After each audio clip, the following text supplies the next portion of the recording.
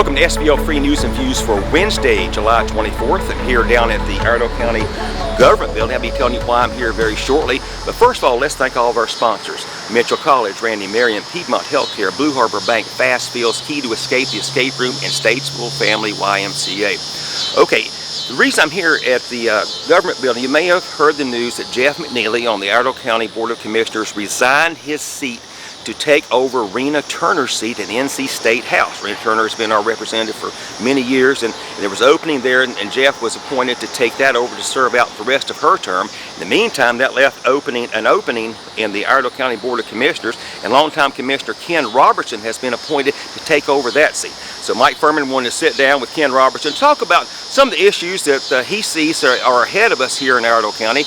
Ken is a very pragmatic politician. He talks about some of his approaches to getting things done here in local government. He talks about transportation issues. He talks about the school system and two vital needs that we have here in Iredell County.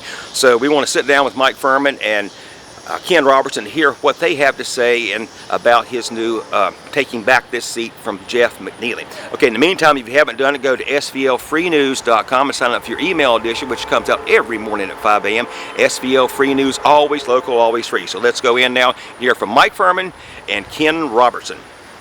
Thanks, Bryan. I'm here today in the Iredell County Government Center with the newest Iredell County Commissioner, Ken Robertson. Ken, thanks for joining us. I'm glad to be here. And welcome back after a 3-year hiatus. I wouldn't call it a retirement because I know you've been busy with your full-time job and your farm and family and things, but I'm sure your constituents appreciate you willing to come back and serve. Well, I'm glad to do it. I didn't expect that I would be back here, but I'm kind of looking forward to the challenge again. Mm-hmm. Now, let's talk a little bit about how you found yourself in this role. Commissioner Jeff McNeely was chosen by the Republican Party to complete Rena Turner's term in Raleigh for the State House, and then that left it to the commissioners to select someone to fill that open seat on the board. Tell us a little bit about how you think you ended up there. Okay.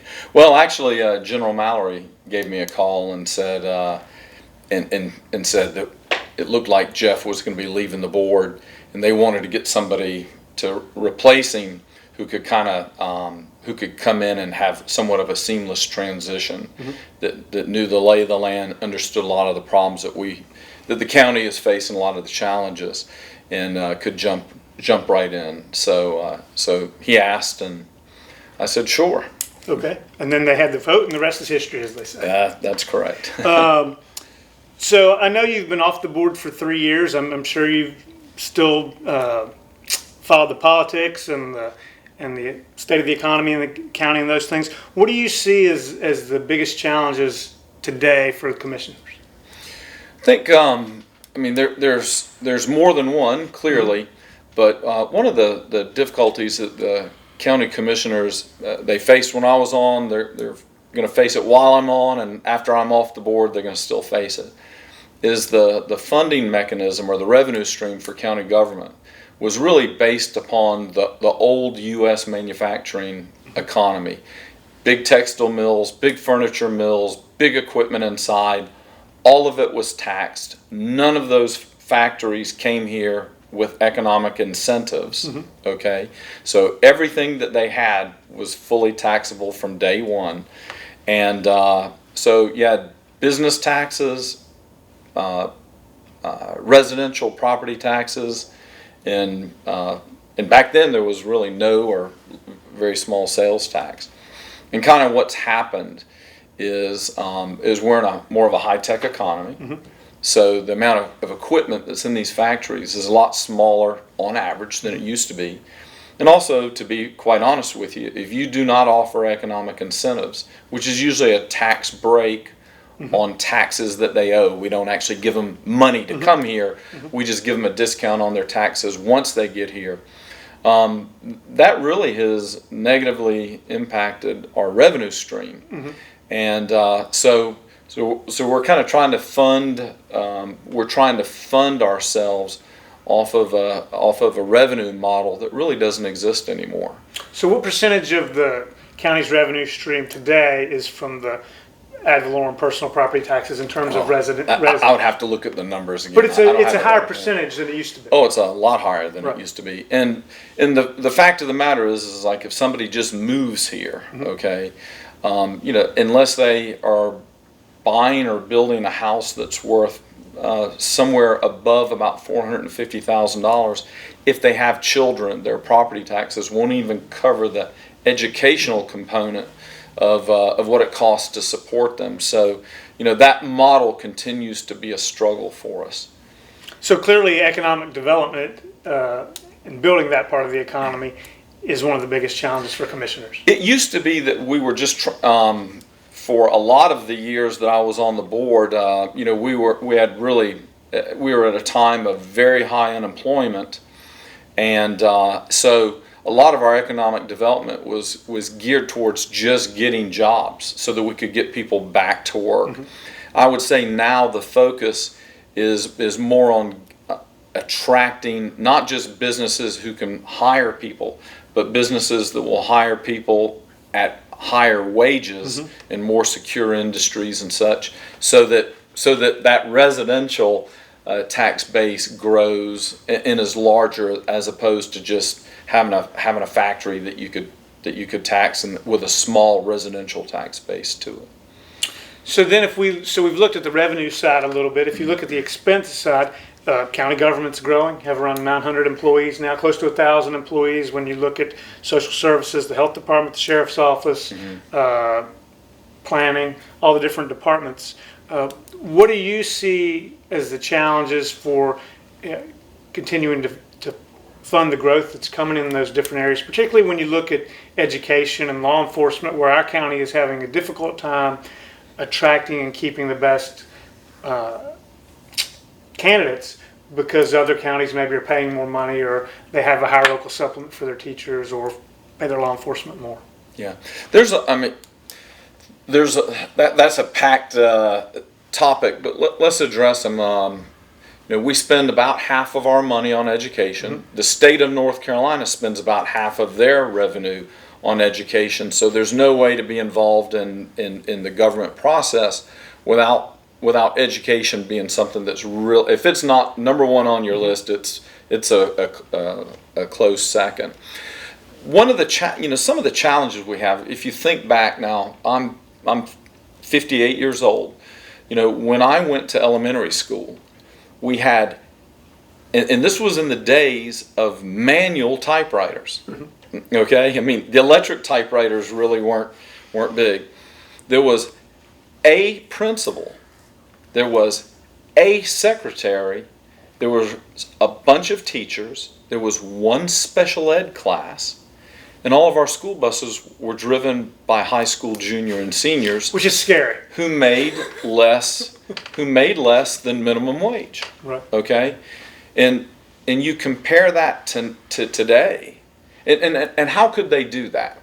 Okay, well, there's some significant differences between how schools operate today and how they operate at that time. Number one, teachers and the principals could handle discipline. The teachers could handle discipline issues. Period. Okay. If you went to the principal, going to the principal was the least of your worries. Going home, it was worse. What we're trying to do is to fill the void with parents who don't support their children and their educational effort for their children. We're trying to close that gap with school staff. And it's just incredibly expensive. Incredibly expensive. You got to remember when I was a young kid, most people had blue collar jobs, not white collar jobs. And the only way for them to really improve their lot in life was to have a better education. The parents were really motivated for their children to have a better education than they did. There was no social promotion. If you were a teacher and you taught 7th grade math in 1965, and you were teaching 7th grade math, everybody in your classroom had mastered 6th grade math. Now, a 7th grade math teacher may have kids in there with 4th grade or 5th grade math levels. So, also everybody in my school spoke English. So the schools had a very, very different set of circumstances that we're expecting them to educate kids in. And all of those things that are different require more staff and make it more expensive. Now, you could argue that we should go back to the old way of doing things. I don't get to make that choice. Our school board doesn't get to make that choice. So we have to fund the educational programs and effort based upon the way the rules are today, not the way that we wish they were. And I got to tell you, it's not a really efficient way of doing it. So it's a challenge. It's a challenge. And again, I'm not blaming our teachers, our principals, our staff. It's just the rules have changed, the situation's changed, and it's a whole lot more expensive. And I don't see anything happening that's going to reduce the cost. If I can just add one more thing. You know, the whole concept of charter schools was introduced and promoted so that these charter schools could be individual learning laboratories where best management practices, best teaching methods could be explored, experimented with. They weren't under the same rules that the traditional public schools had, and that we could take what they learned, apply it to the public schools, let them operate in that same way, and the educational results and outcomes would be better. Whatever happened to that effort? Whatever happened to that effort? Yeah, you're asking the questions. So, you know, to me, one of the big challenges is how do we deal with this educational issue that is that's difficult, okay, And expensive. and very expensive. Now, I know one of the areas you're going to be spending time on the Board of Commissioners is on serving on the Regional Transportation Commission. Correct. I'm sure that just that one issue alone could be like a full-time job. If you ask people throughout the region what their number one issue or concern is in the last few years, anybody who ever gets on I-77 would say transportation, and getting to and from work or getting to or from wherever I want to go just takes too long and it's a hassle. What power and authority will that regional transportation board have to come up with solutions, and what do you see when you look down the road? I mean, we're kind of stuck with this toll road now. Look into the crystal ball and tell us a little bit how you see things changing or not changing. If I can, let me back up. The way that the roads used to be funded at the state level, and the state of North Carolina is unique in that the counties do not have responsibility to build or maintain roads. That's very rare in the United States. I can't remember, but it's only a couple of other states where the counties aren't involved in that. But it used to be that you had different transportation planning organizations. You know, the counties, the cities fed it up to a regional clearinghouse that the state kind of ran and managed that. And then it went up to the Board of Transportation, and then they decided what got funded, and then the money flowed back down. And it was an incredibly, you could say it was a corrupt system. Certainly political money came into play, political influence came into play. Pat McCrory, when he became governor, he did change that. That was a good thing. The bad part is once they kind of took the politics out of the funding, then the funding formulas were fixed. And all the other areas of the state had gotten a pretty good amount of money to deal with their transportation issues. Charlotte, the 4 arteries going into and out of Charlotte, 3 of them had been widened. I-77 North had not. So unfortunately, the music stopped and we got caught standing up instead of sitting in a chair. And I would say, in all honesty, it's in some ways, our public at that time when those decisions were being made, an overwhelming percentage of our population in South Iredell and North Meck were people who were not originally from North Carolina. They were from other areas of the country. And the thought process of folks that made us last, I mean, why did those other 3 corridors of 85 North and South and 77 South, how did they get funded and 77 North did not? I would say there were 2 reasons. Number one, they had to go over Lake Norman. And that's a big issue because of endangered bluegill, I guess. But the other part was that area, that region was populated primarily by folks who were new to the area, relatively new to the area, and disconnected from the state and local political process. So while the state came and they told us what the toll roads were going to be like, we had public meetings, nobody attended. And really, there was no public uproar until the contract was signed. Then everybody got involved. They got involved too late. So that's how kind of we got to this point where we're at. The difficulty is you're right. I mean, that's a 50-year contract, and unless it could get broken, and all the provisions favors the contractor, the Spanish contractor, not the taxpayers of North Carolina, if that gets broken. So we're going to have trouble on I-77 for a while. So what are some of the other areas that Transportation Board can work on to improve things? I know there's discussions about widening 21 through Troutman, and maybe there's some other, like an alternative north-south corridor. Right. None of them are cheap.